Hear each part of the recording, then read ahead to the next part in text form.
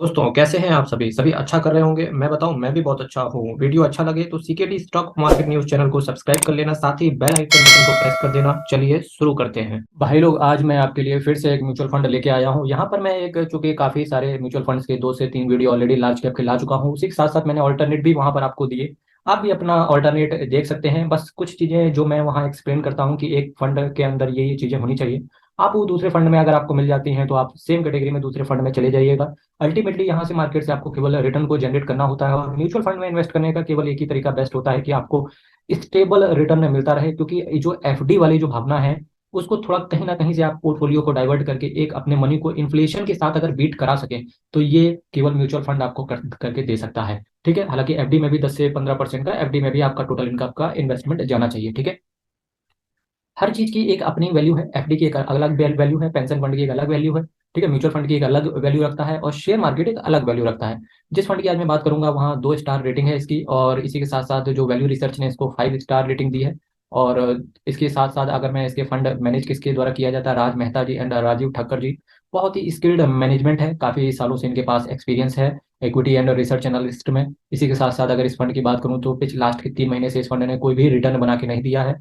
और लास्ट के 6 महीने में देखें तो 7.5% के आसपास इस कंपनी ने रिटर्न बना के दिया है। वहीं एक साल पहले किसी बंदे ने इन्वेस्ट किया होगा तो उसका पोर्टफोलियो ऑलमोस्ट नेगेटिव होगा। तो फ्रेंड, नेगेटिव पोर्टफोलियो से डरे नहीं, बिल्कुल भी। वो डरना इसलिए नहीं है क्योंकि अगर आप अपनी एसआईपी को कंटिन्यूअसली रखते हैं, अगर आप कंटिन्यूअसली अपनी एसआईपी को बंद नहीं करते हैं, तो आने वाले समय में एक अच्छा रिटर्न आप जनरेट करके यहाँ से भी ले जाएंगे, म्यूचुअल फंड से भी। ठीक है, इसी के साथ साथ एक चीज और एडवाइजेबल रहता है आपको बताना कि देखिए, जो ये फंड हाउस नेगेटिव है, यहाँ पर एक साल ने नेगेटिव रिटर्न दिया, तो क्या आप म्यूचुअल फंड बंद कर दें? फ्रेंड, एसआईपी को कंट्रोल करके रखना। इसीलिए एसआईपी को कंटिन्यू करके रखिएगा।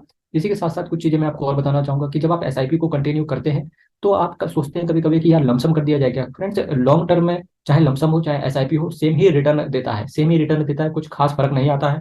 तो आप एसआईपी करें, एसआईपी ज्यादा बेस्ट रहता है। वो इस वजह से क्योंकि अगर आप लमसम करेंगे और शेयर गिरेगा तो आपको लमसम पे गिरेगा। जब आप एसआईपी करेंगे तो वो तो धीरे धीरे टुकड़ों में गिरता है, तो आपको कहीं ना कहीं इंपैक्ट नहीं देता है। ये एक साइकोलॉजिकल फैक्ट है।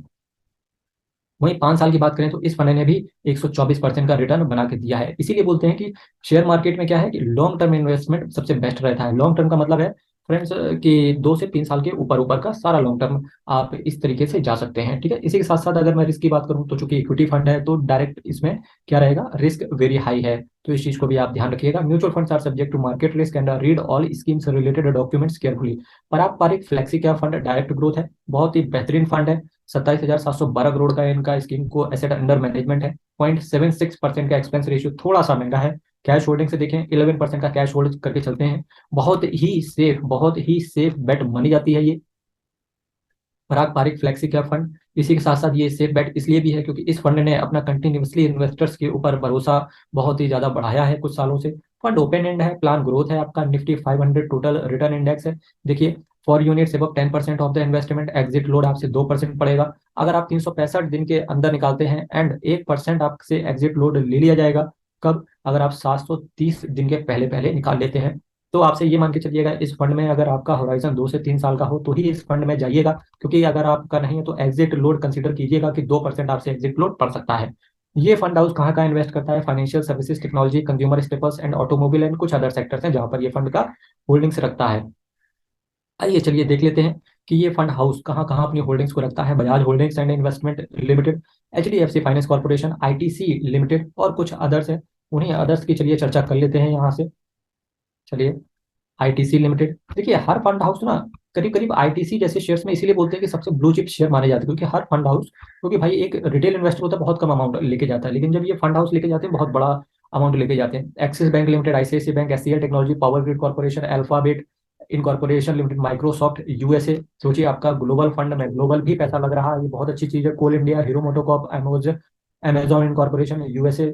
सोच के देखिए, आप देखते जा रहे हैं यहाँ पे ना कि आपका पैसा ग्लोबल लग रहा है, तो ऐसे फंड को आपके पास होना बहुत जरूरी रहता है। CDSL, Motilal Oswal financial services limited, Facebook company, multi commodity exchange, Sun pharmaceutical, Cadila health care, doctor Reddy's laboratories, जिप्का लेबोरेटरीज, एनएमडीसी। एनएमडीसी का चूंकि जैसे ही डीमर्जर होगा तो आपको बहुत अच्छा रिटर्न बना के एनएमडीसी भी दे सकता है। बालकृष्ण इंडस्ट्रीज प्लस, डिविडेंड के लिहाज से देखें तो एनएमडीसी बहुत अच्छा है अगर आप शेयर मार्केट में इन्वेस्ट करते हैं। बालकृष्ण इंडस्ट्रीज, सिप्ला लिमिटेड, इकरा, सुजुकी, है ना, Suzuki Japan, Oracle financial services limited, NMDC steel, इसके साथ साथ Maharashtra scooters and HDFC bank limited. ये कुछ सेगमेंट है जहां पर ये कंपनी इंटरेस्टेड रहती है इन्वेस्ट को करने के लिए। इसी के साथ साथ अगर आप अ, अलग ये पारंपरिक flexi cap fund by chance आपको पसंद नहीं आता है, तो मैं इसका चलिए कुछ अल्टरनेट भी दे देता हूँ आपको। उसी अल्टरनेट में quant flexi cap fund direct growth, and बात करूँ PGIM India flexi cap fund direct growth, HDFC retirement saving fund equity plan direct growth. और पारंपरिक की अगर मैं बात करूँ 27,712 करोड़ का इनका एयूएम है, एसेट अंडर मैनेजमेंट, और ये एक फ्लेक्सी कैप फंड है। इसी के साथ साथ अगर टोटल बात करूँ तो 31,134 करोड़ का ये asset total asset under management है, प्लस 7 स्कीम्स को ये मैनेज करते हैं बहुत कंसिस्टेंटली। ये लोगों को रिटर्न भी दे रहे हैं। अगर एनएवी की बात करें तो ऐसा कोई महंगा नहीं है यहाँ से। एनएवी की बात करें तो अभी भी इनकी एनएवी 52 रुपए पर चल रही है। तो अगर आप इस फंड में इंटरेस्टेड रहते हैं तो ऑफकोर्स आप जा सकते हैं, आपके पास है तो आपको मैंने रिव्यू दे दिया है इस फंड के बारे में। नेक्स्ट वीडियो में फिर से हाजिर होंगे फ्रेंड्स। चैनल वीडियो अच्छा लगे चैनल को सब्सक्राइब जरूर कीजिएगा। बहुत बहुत धन्यवाद।